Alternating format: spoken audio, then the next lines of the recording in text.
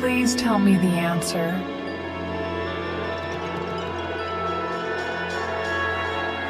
Is fate unchangeable?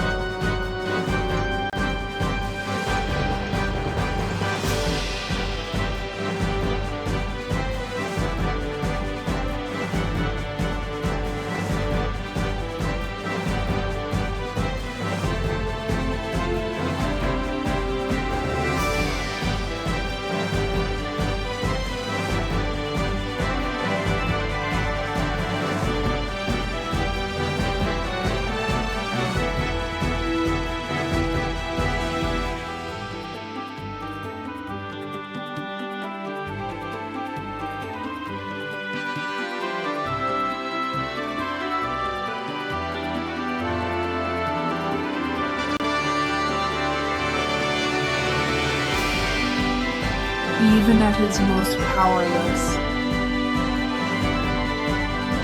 man's existence is never without meaning.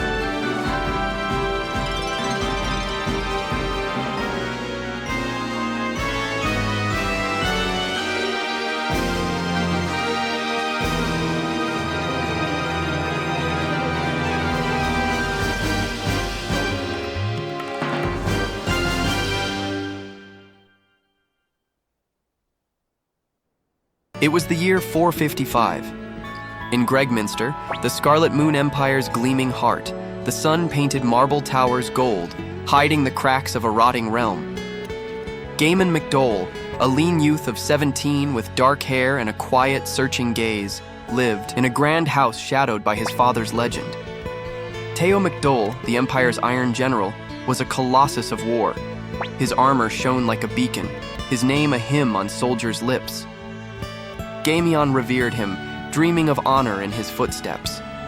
Around him orbited his steadfast companions, Gremio, his steward and guardian, whose soft voice belied a fierce loyalty. Cleo, a soldier with fire in her veins and a blade at her hip. Pan, a broad-shouldered martial artist with a laugh like thunder. And Ted, Gameon's best friend, a wiry boy with a reckless grin and secrets tucked behind his hazel eyes. The days in Gregminster were routine. Training in the courtyard, meals of warm bread and stew under Gremio's care until a summons came.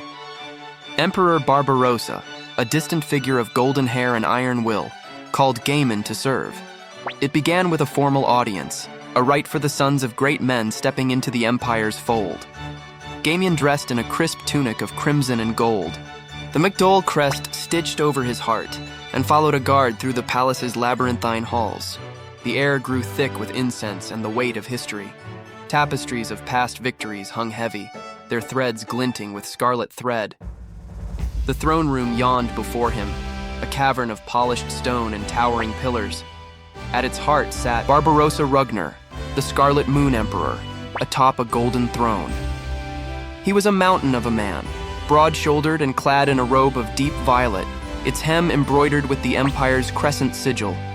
His hair, a cascade of black streaked with silver, framed a face carved by time, sharp cheekbones, a square jaw, and eyes like storm clouds, piercing yet distant. To his right stood Windy, the court sorceress, her dark beauty a stark contrast. Slender, cloaked in blue, her lips curved in a smile that didn't reach her cold, calculating eyes.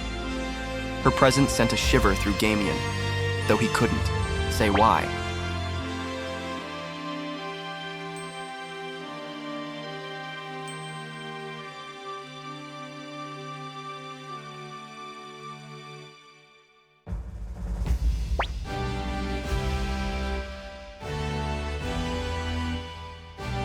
After tasking Teo on a mission to protect the North, the Emperor turned his gaze towards Gameon. So you must be Teo's boy, Gameon. Quite the noble visage you've got, young man. Will you lend your strength to the Empire while your father is away? Gameon lifted his eyes, meeting the Emperor's briefly, A storm met a spark and nodded. "Not if I can help it," he said, his voice steady despite the awe tightening his throat.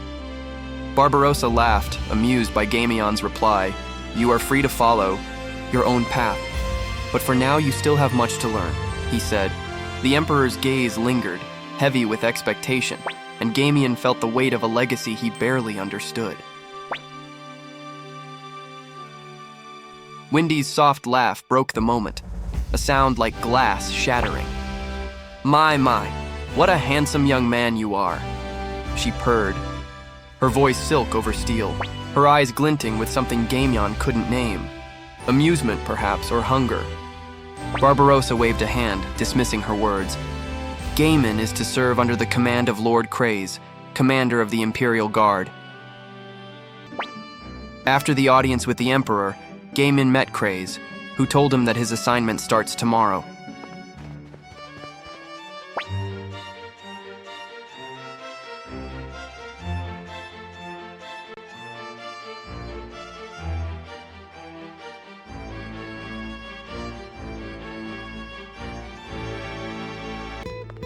Back at home, Gaemon's companions were all waiting to hear about his audience with the Emperor.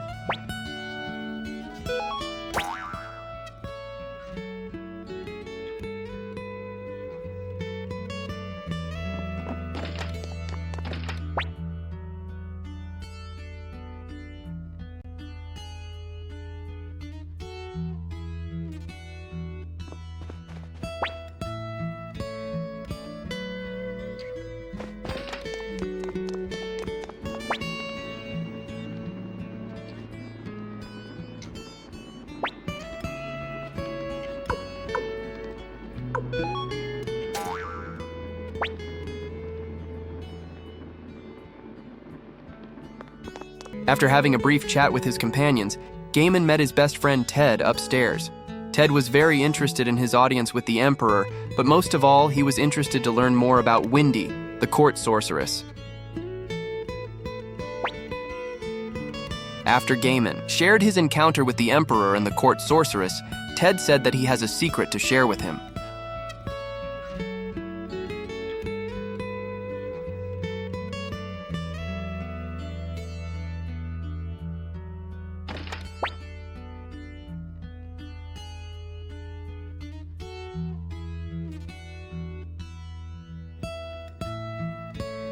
It was then that Gremio shouted, "Supper is ready!"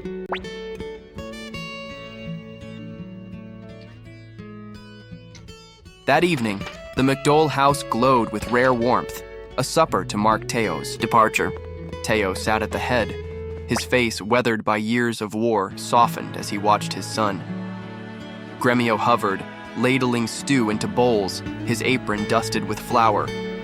Cleo sipped her wine, her sharp eyes catching Teo's every move, while Pon regaled Ted with a tale of a sparring match, his laughter booming.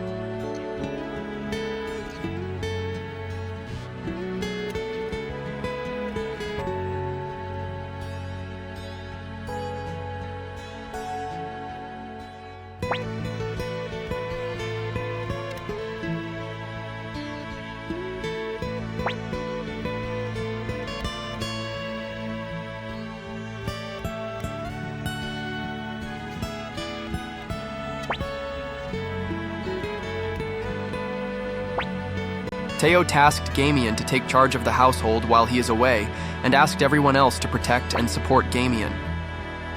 Teo raised his cup, the candlelight glinting off its rim. "To my son Gameon, and to the glory of the Empire," he said, his voice low but firm.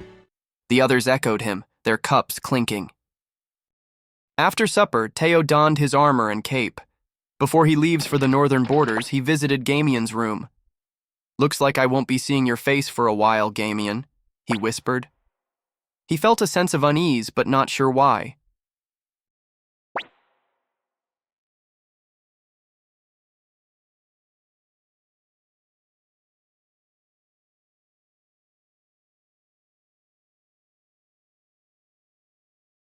"Look after him, Gremio," he said before he leaves.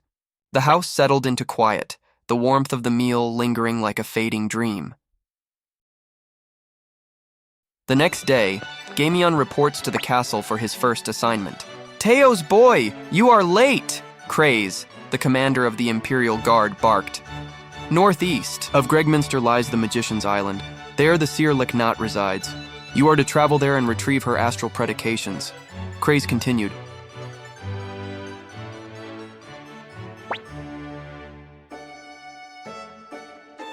Gameon repeated the destination, and Craze said, "No boat goes to Magician's Island, so I've summoned a dragon knight to take you there."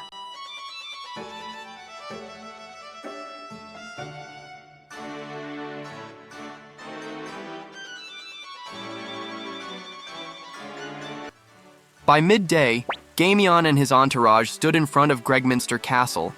Payne was upset that the first assignment was just a simple errand. The astral predications are super important for ruling the Empire. It's not as bad as you make it sound. Cleo consoled while Ted was excited that he can finally ride a dragon.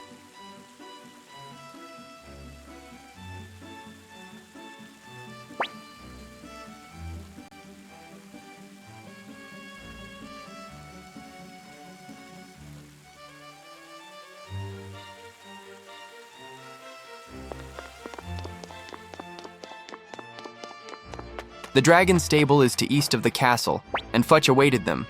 A boy no older than Gameon, wiry and sun-browned. His dragon, Black, loomed behind him, a beast of midnight scales and sapphire eyes, its tail coiling like a serpent.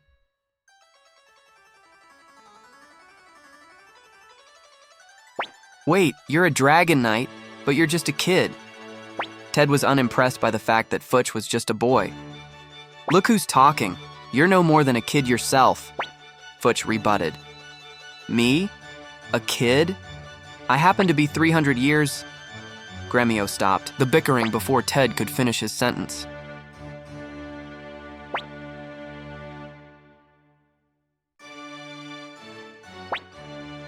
"Hurry up then and climb on Black's back," Futch said, his voice light but firm, patting Black's flank. Gameon settled behind Futch, the dragon's warmth seeping through his tunic, and with a lurch, Black launched skyward.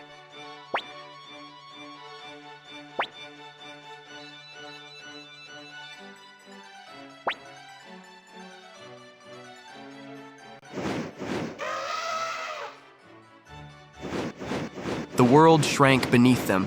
Gregminster's towers gleamed, then faded as Lake Torrens sprawled below, a mirror of blue flecked with mist. The wind tore at Gaemon's hair, sharp and cold, and Black's wings beat a rhythm that drowned his thoughts. Futch shouted over the gale, pointing to a speck in the haze. "There! Magician's Island!" It grew as they descended, a jagged outcrop cloaked in fog, its black stone tower piercing the sky like a needle.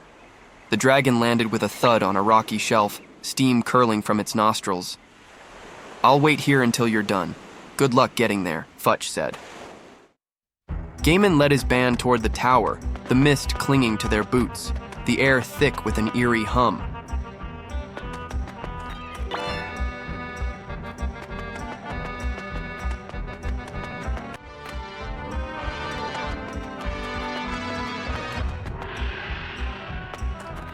The journey wasn't easy as the path was littered with monsters.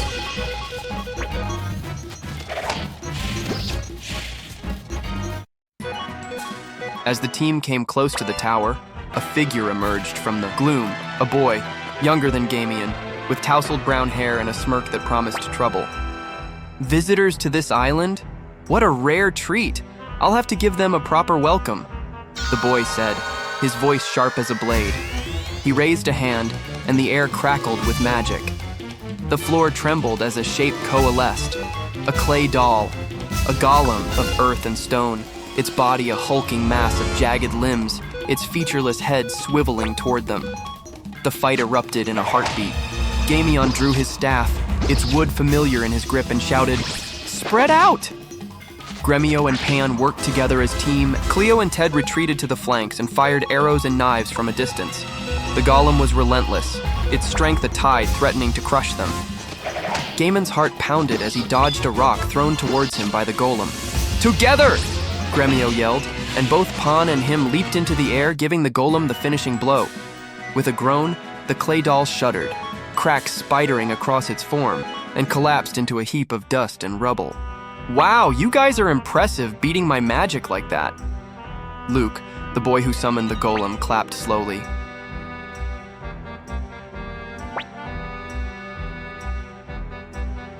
"You're here to see Lady Leknaat, right?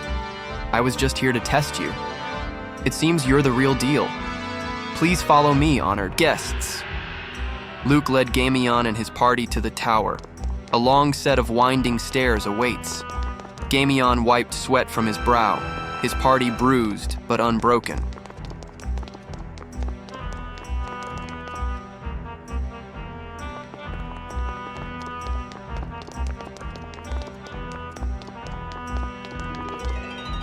As the team reaches the top of the tower, Leknaat stood waiting. "I've been expecting you," messengers from the Empire. Leknaat said. "Oh my, what a cute messenger we have this year." Lady Leknaat welcomed the party. "She is the sister of court sorceress Windy, and perhaps that's why they have the same kind of humor," Gameon thought. Leknaat ushered Gameon to the inner chamber while the others waited outside. The chamber's walls are studded with star charts and beautiful stained glasses, its air heavy with incense. Leknaat stood at its center, tall, ethereal, her sky-blue cloak shimmers under the light. Her presence was a stillness, a calm that silenced the echoes from the prior fight. As Gameon stepped forward to retrieve the Astral Predications, Leknaat senses something different about him and asked for his name. "That is a lovely name. I am an astrologer. My duty is to read the future through the stars," Leknaat said. "However, the future is not set in stone. All I can observe is the grand flow of things. Gaemon, you shoulder a heavy burden within the sweeping flow of time," she continued. "You may be called upon to make painful choices and experience unmeasurable sorrow. I cannot say what fate ultimately awaits you. But know this, your destiny is always in your own hands. Never forget that. You must choose what is right. Do you understand?" Leknaat gazed into Gameon's eyes, and he replied with a nod. "Here are the Astral Predications." Leknaat handed the tome to Gameon. "I am certain we will meet each other again," Leknaat said.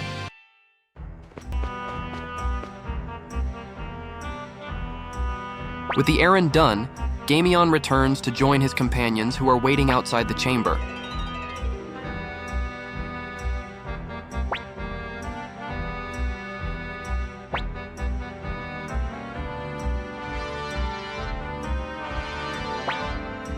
Leknaat followed behind and tasked Luke to teleport the group back to the shore.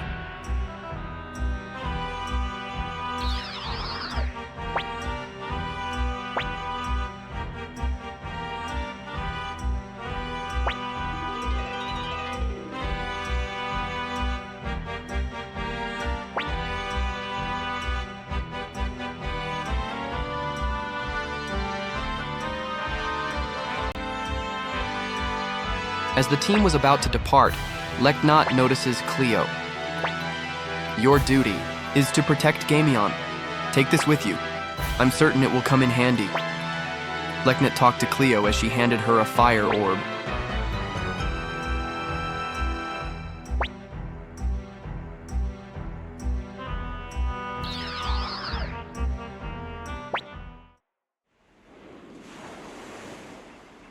Back at the shore, Futch is getting impatient and grumbled a little. Suddenly, flashes of light appeared in the air, and Gaemon, together with his companions, are now back at the shore.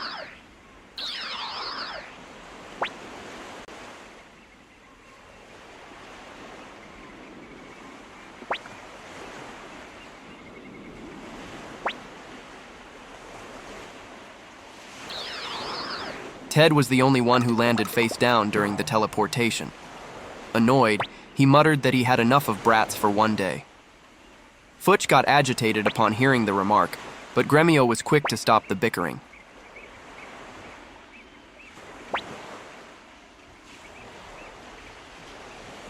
Eager to complete his task, Futch ushered the entourage to the dragon. Black launched skyward once more, but this time they are on the way back to Gregminster.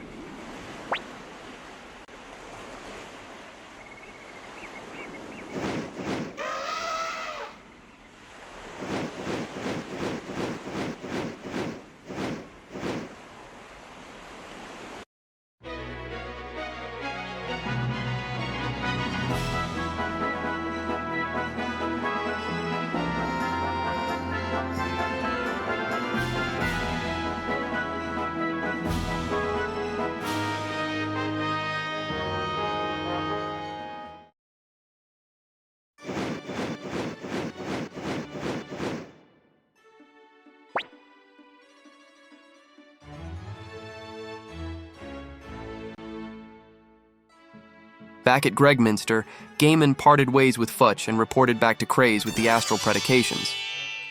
It appears you've at least done your job. I guess you're not completely useless, Craze said condescendingly. He then briefed Gameon on his next mission. East of Gregminster lies the town of Rockland. The town hasn't paid its annual taxes, and the next mission for Gameon is to go and speak with the military commander there about the late payments. During the briefing, Gameon, Craze's assistant, parroted everything he said to everyone's annoyance.